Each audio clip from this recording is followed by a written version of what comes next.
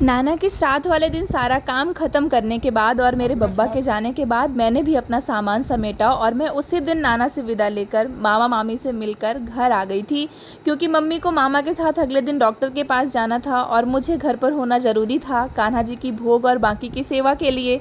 तो घर आकर के कान्हा जी की आरती करने के बाद मैंने थोड़ी देर आप लोगों के कॉमेंट्स पढ़े और मैं सो गई। अगले दिन मेरी बड़ी मम्मी के यहाँ भी श्राद्ध का कार्यक्रम था, जिसके लिए हम लोगों ने खाना बनाया।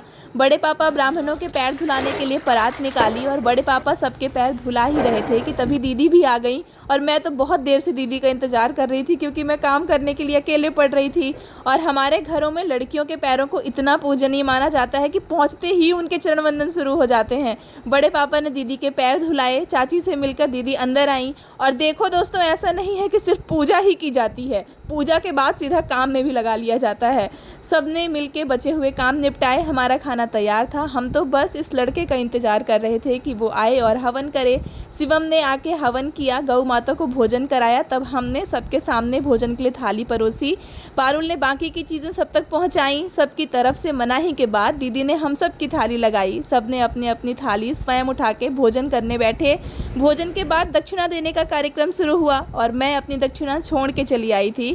तो अब हमारी दक्षिणा और आशीर्वाद का आदान प्रदान हमारे बाईपास से होगा। राधे राधे।